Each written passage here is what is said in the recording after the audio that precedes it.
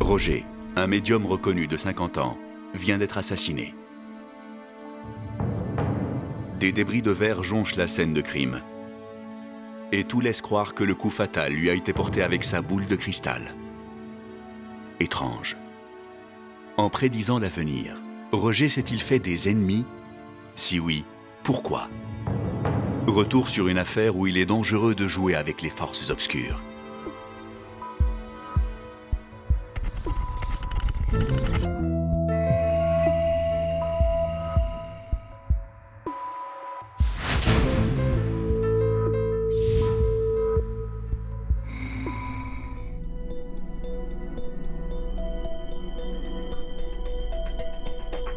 Île-de-France, 6 mois plus tôt. Roger est médium. Sa réputation dépasse les frontières de la région et les hommes d'affaires s'arrachent ses prédictions. Il faut dire que Roger connaît ce milieu, car avant d'exploiter son don, il était à la tête d'une entreprise d'informatique. Aujourd'hui, il reçoit un client fidèle. Cher ami, quel plaisir de vous voir. Je suis désolé, je sais que j'ai pas pris rendez-vous, mais... Aucun problème, j'avais senti que vous passeriez me voir. Asseyez-vous. Cet homme s'appelle Marc. Il a fait fortune grâce à des placements hasardeux, mais juteux. Alors, que puis-je faire pour vous? J'ai besoin de vos lumières. Ça concerne un projet d'investissement. Ne m'en dites pas plus, ça risque d'orienter ma vision. Donnez-moi vos mains.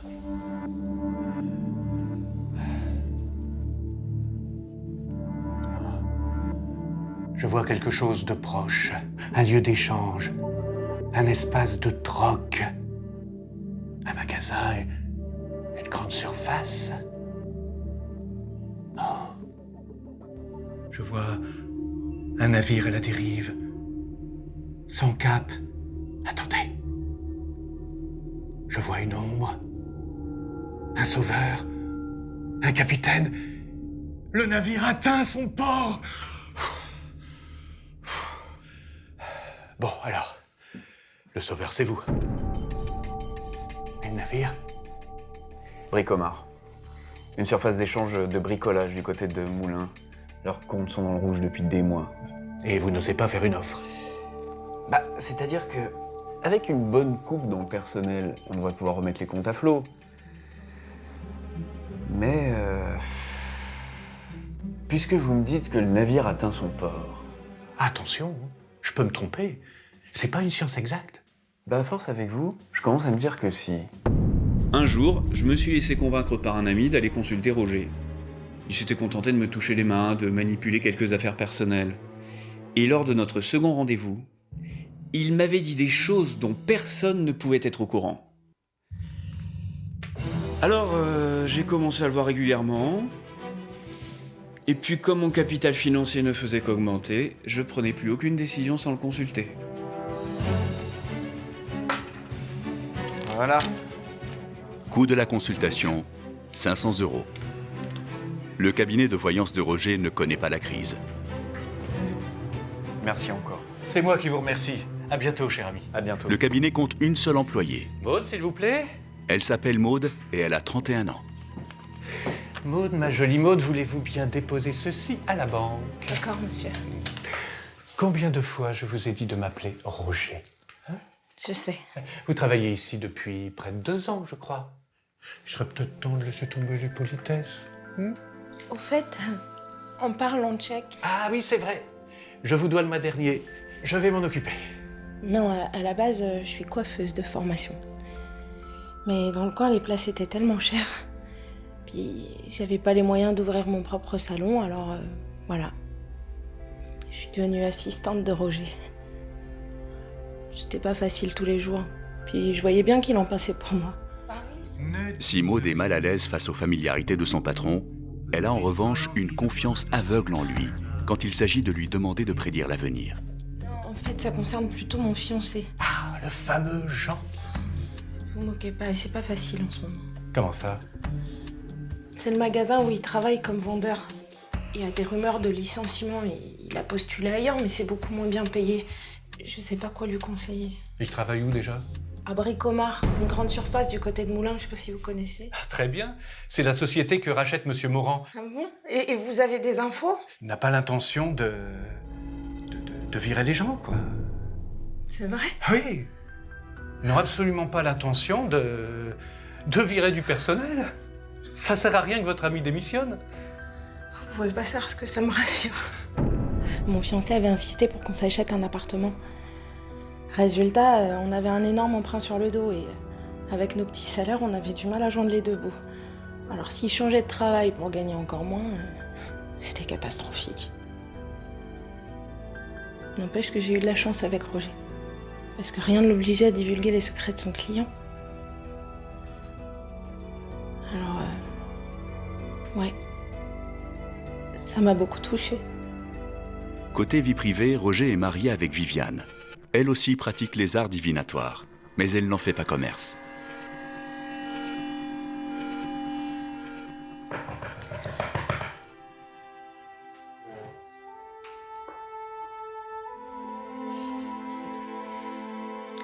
C'est toi. Désolé, j'ai oublié mes clés. Ça va, chérie? Non, pas vraiment. Bon. Qu'est-ce que j'ai encore fait? Je sais pas. Devine, t'es voyant. Ah, ça va, tu vas pas me le ressortir à chaque fois. Je suis peut-être un charlatan, mais au moins ça remplit la marmite. J'ai eu ton assistante au téléphone. T'as fait quelque chose de mal aujourd'hui. Comment ça? Je comprends pas ce que tu veux dire. Marc, ton client, il est venu te voir, n'est-ce pas? Ah, Marc!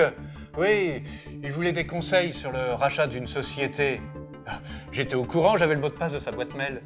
Je lui ai simplement donné un avis favorable, c'est tout. Eh ben, t'aurais pas dû.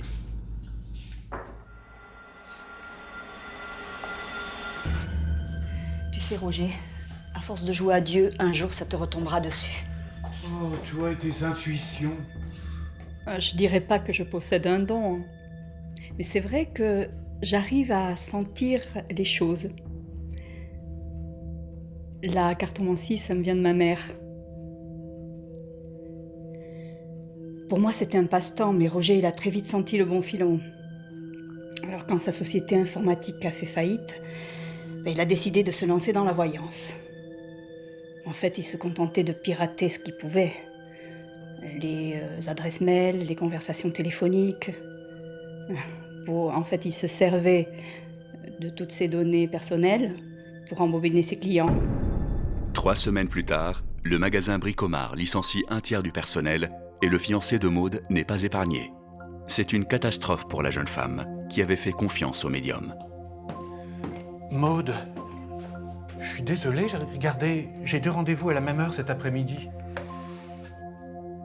Pardon, c'est de ma faute. Ben, qu'est-ce que c'est que cette petite voix?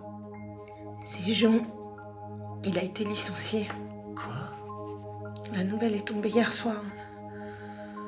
Enfin, j'y comprends rien. Marc m'avait pourtant bien dit qu'il garderait tout le monde. Il perd la place, il a bien le tiers des employés.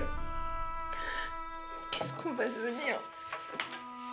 C'est cet emprunt de malheur qui nous plombe, là.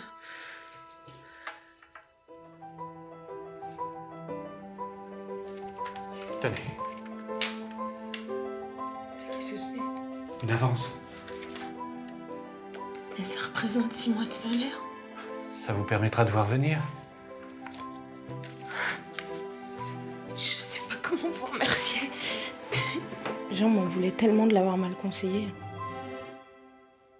Il était désespéré. Puis j'avais beau essayer de lui remonter le moral, on savait, lui et moi, qu'il aurait énormément de mal à retrouver du boulot dans le coin, il n'y avait rien. Le seul poste disponible, il l'avait refusé par ma faute, alors. Ce chèque, c'était énorme psychologiquement. 2 mois plus tard, le naufrage de la vision de Roger a bien lieu. Seul problème, le sauveur n'a pas été à la hauteur de sa mission. Marc, mais on est dimanche. Je m'en fous. Comment ça, il y a un problème? Bricomar, c'est loin d'être une affaire. Ce serait plutôt le naufrage du siècle. Comment ça? Mais c'est un vrai gouffre. Même après avoir viré 30% des employés, j'arriverai jamais à rentabiliser. Vous êtes complètement planté là, mon vieux. Écoutez, ça arrive parfois. ma vision n'était pas très nette. Hein? Oui, le capitaine, vous vous souvenez? Eh bien, si ça se trouve, c'était pas vous. Je me trompe ou quelqu'un d'autre s'intéresse à Bricomart? Oui, mon beau-frère. Mais comment vous savez, c'est confidentiel? Ah, je sais pas, une intuition. J'étais parti pour les casser la gueule. Hein. Mais j'avoue que sa révélation sur mon beau-frère m'a scié les pattes.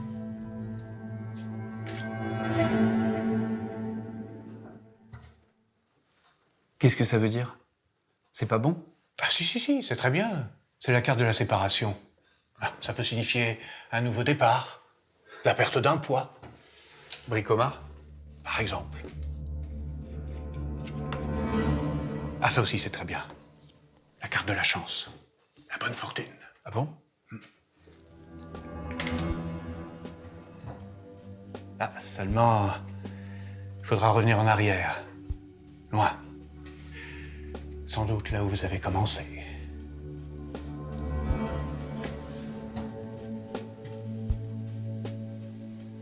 La bourse. C'est comme ça que j'ai gagné mon premier million. Peut-être. Je n'en sais pas plus. Vous seul avez la clé. En sortant de chez Roger, j'étais regonflé à bloc. Je m'étais soudain souvenu de mes premières années à la bourse. C'est un domaine dans lequel j'avais toujours excellé. Mais cette fois, il fallait miser gros pour me refaire. J'ai donc décidé de réunir tous mes fonds disponibles. Et pour ça, il fallait que je vende le site de Bricomart à mon beau-frère. Je savais qu'il allait virer tout le monde, il voulait en faire un parking. Ça ne m'enchantait pas pour les employés, mais j'avais pas le choix. J'avais une famille à nourrir, moi. Hein. Dans cette ville de taille moyenne, la fermeture du magasin Bricomart est vécue comme un véritable traumatisme. Jour après jour, la presse locale relaie les différents épisodes de ce naufrage annoncé.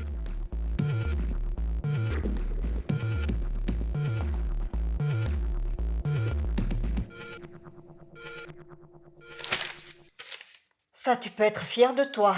Ça va, c'est pas non plus de ma faute si son beau-frère a viré tout le monde. Et en plus, t'es même pas capable d'assumer. Tu veux que je te dise, tu me dégoûtes. J'avais honte d'être sa femme. Jusqu'à présent, j'avais toujours essayé de lui trouver des excuses. Après tout, je l'aimais. Et puis, c'est vrai qu'on manquait jamais de rien. Mais savoir que je vivais de manière confortable, mais que c'était au détriment de tous ces pauvres gens, ça m'a ouvert les yeux. J'ai décidé de partir quelque temps chez ma mère. Si Viviane a de plus en plus mauvaise conscience, Roger, lui, semble bien loin de toute volonté de remise en question. Ah, dis donc, c'est mon jour de chance. Pourquoi ça? Normalement, vous dites non à tout. Disons que ça va pas très bien à la maison en ce moment. C'est à cause de votre fiancé? Ex-fiancé. Pour l'instant, le mariage est annulé. Ah bon? Repoussé jusqu'à nouvel ordre. Entre nous, c'est devenu l'enfer. On n'arrête pas de s'engueuler. Il me jette la pierre à cause de son chômage. D'ailleurs, pendant que monsieur déprime dans son canapé, qui est-ce qui paye les traites? Vous savez, je disais rien pour pas vous faire de la peine, mais à mon avis, c'est pas un type pour vous. Si seulement j'avais votre clairvoyance. Ça me brisait le cœur de mettre mon mariage en parenthèse. J'aimais toujours Jean. Mais d'un autre côté, j'en pouvais plus de ce climat d'engueulade permanent. Ça m'épuisait. C'est sans doute pour ça que je me suis rapprochée de Roger. J'étais un peu perdue. Puis j'avais besoin de parler. En fait, je crois que j'avais surtout envie de me sentir en sécurité.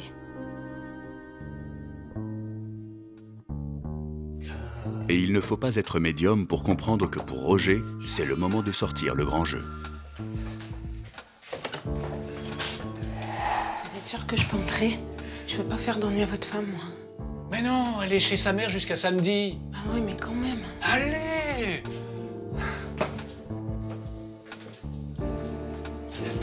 Tiens, entre.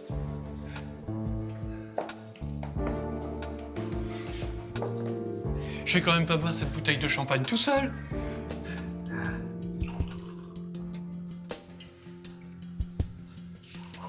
C'est vachement grand chez vous, hein. On peut se tutoyer. Hein?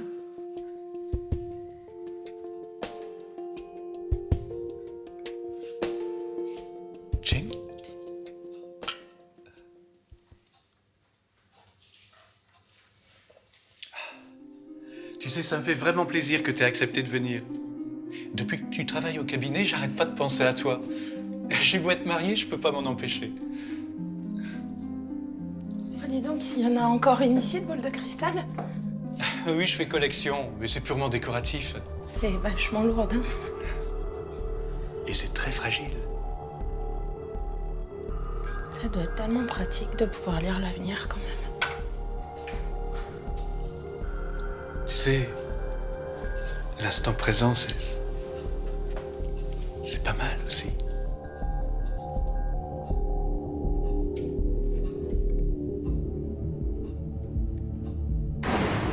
Je peux pas dire que j'en avais spécialement envie. Mais en même temps, ça me faisait du bien qu'un homme se montre aussi doux avec moi. En fait, c'était un moment de faiblesse, j'ai fini par craquer. De toute façon, je suis partie au petit matin sans même attendre qu'il se réveille. J'arrêtais pas de culpabiliser. Je pensais à Jean, puis à sa femme aussi. 48 heures plus tard, Viviane est de retour chez elle. Et quelque chose a changé.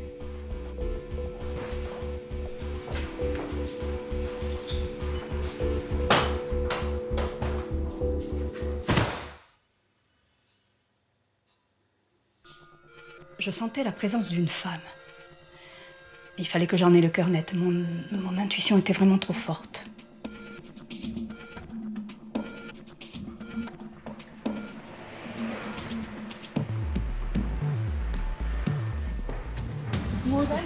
Écoutez ma petite, je sais qu'une femme est venue chez nous. Donc si vous savez quelque chose, je vous conseille de me le dire. Je suis désolée, je sais pas ce qui m'a pris.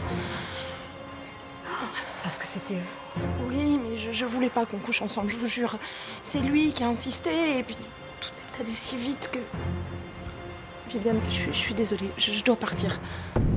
Mais attendez. Je pouvais pas garder ça sur la conscience, fallait que ça sorte. Puis, de toute façon, je voyais bien qu'elle était sur le point de tout découvrir. Alors, j'ai préféré avouer.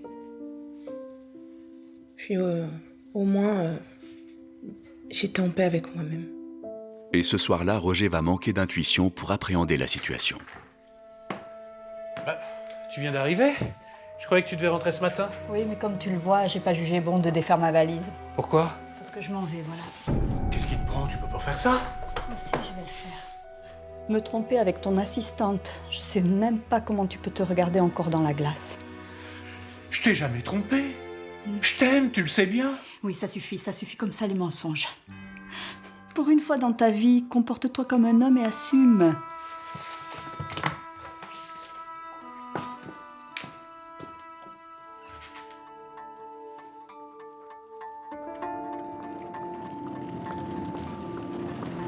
Après avoir choisi de quitter son mari, la priorité de Viviane est de mettre fin à ses activités.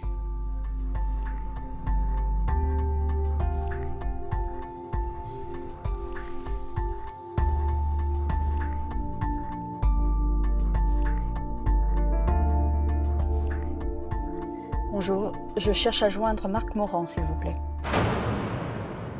J'étais en train de dîner en famille quand j'ai reçu son appel. J'ai failli tomber de ma chaise. En gros, elle m'expliquait que ça faisait des années que je me faisais rouler dans la farine par Roger et que c'était un charlatan. Sur le coup, je savais pas comment réagir. Elle avait l'air en colère, elle parlait de divorce. Je me suis demandé si elle cherchait pas juste à se venger d'un truc que son mari aurait pu lui faire. Viviane compte-t-elle se servir de Marc pour se venger? Serait-elle capable de faire de lui son bras armé?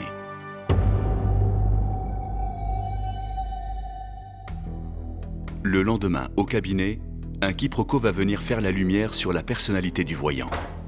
C'est toi, Roger? Non.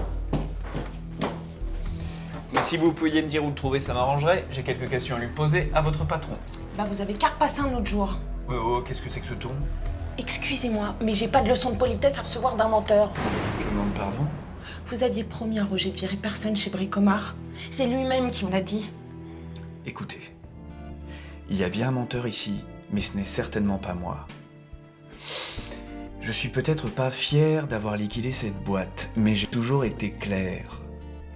La coupe de 30% dans le personnel, c'était prévu depuis le départ.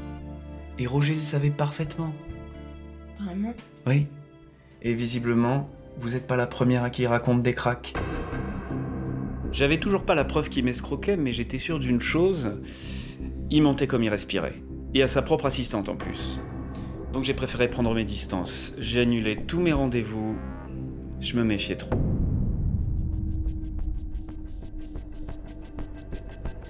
Démasqué. À qui Roger va-t-il devoir rendre des comptes en premier? T'es qu'un sale menteur, tu m'as piégé. Oui, bah ça va, tu t'en remettras. Allez, va-t'en, j'ai envie de rester seul. Ah, je vois. Alors comme ça, elle a décidé de partir. Eh ben, c'est bien fait. Attends un peu. Comment tu sais ça, toi? Eh ben, je sais pas. Je devine, vu ton état. Oui, bah à d'autres. Qu'est-ce que c'est que cette histoire? Tu me pètes au courant, c'est arrivé hier. Ah, mais j'y suis. C'est toi qui lui as dit pour nous deux. Je me disais aussi, c'est bizarre qu'elle découvre ça toute seule. Lâchez-moi. Tu me fais mal. Mais c'est pas fini, petite garce. T'es virée. Et je vais te faire une telle pub que tu pourras toujours te brosser pour retrouver du boulot. Crois-moi, j'en connais du monde. Allez, fous le camp. Allez, cassez-lui. Je voyais enfin son vrai visage. Il m'avait manipulé avec ses beaux discours, ses avances sur salaire. Tout ça pour arriver à ses fins. Maude vient d'ouvrir les yeux.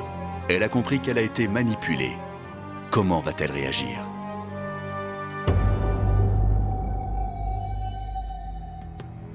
De son côté, Marc va finir par comprendre, à ses dépens, que la voyance est loin d'être une science exacte. Oh putain, c'est pas vrai. C'était le pire qui pouvait m'arriver. La bourse avait chuté de 5 points pendant la journée. Les 2 principales actions sur lesquelles j'avais tout misé s'étaient écroulées. J'étais ruiné. Tout ça parce que j'avais écouté les conseils de cette espèce de salopard. Sans lui, j'aurais jamais eu l'idée de placer tous mes œufs dans le même panier. Mais quand je pense que j'avais contribué à faire sa fortune en allant le voir chaque semaine depuis 10 ans. Quelques heures avant le drame.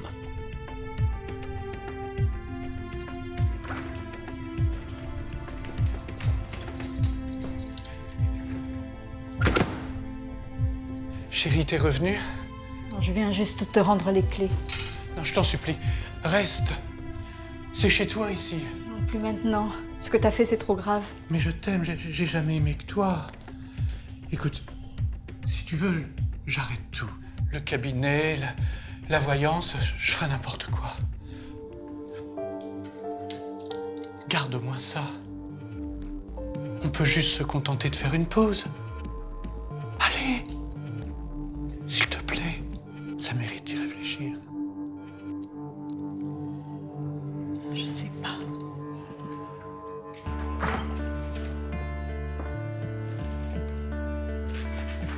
Il avait l'air si malheureux. Sur le coup, je savais plus quoi faire. Je pensais à nos 20 ans de mariage. Pourtant, une fois seule, Non, en fait, c'était trop facile de lui accorder encore une pause. Il m'avait fait trop de mal. Non. J'ai décidé de couper les ponts pour de bon. Ça me brisait le cœur, mais c'était un mal nécessaire. Cette clé, je pouvais pas la garder. ce soir, Roger va mourir dans d'étranges circonstances. Son ex-femme Viviane et Maude ont toutes deux des griefs contre cet homme manipulateur et menteur. Marc, lui, est désormais ruiné. Qui passera à l'acte ?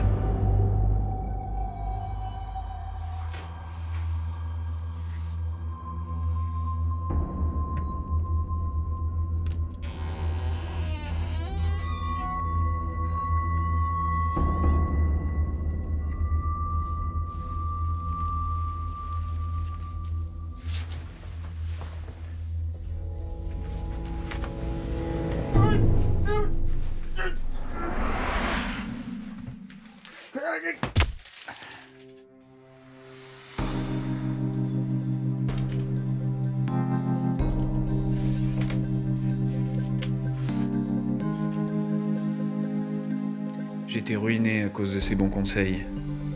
Toutes ces années de travail pour en arriver là, ma vie n'avait plus de sens. Je pouvais pas laisser passer ça. Ce soir-là, Marc, qui avait déjà prémédité l'assassinat de Roger, n'a même pas eu besoin de forcer la serrure. C'est notre femme de ménage qui l'a trouvé le lendemain matin. Quand la police est venue me prévenir, j'ai cru que j'allais m'évanouir. Si j'étais restée, ça ne serait jamais arrivé. Pauvre Roger. Au final, je crois pas qu'il avait un mauvais fond. Juste à force de mentir à tout le monde, il savait plus qui il était. Marc écopera d'une peine de 15 ans de prison pour homicide volontaire. Viviane quittera la ville après le procès pour tenter d'oublier et de se reconstruire. De son côté, Maud s'est remise avec son fiancé. Ils se sont mariés quelques mois plus tard. Ils ont tous deux retrouvé des emplois stables et peuvent continuer à rembourser le crédit de leur logement.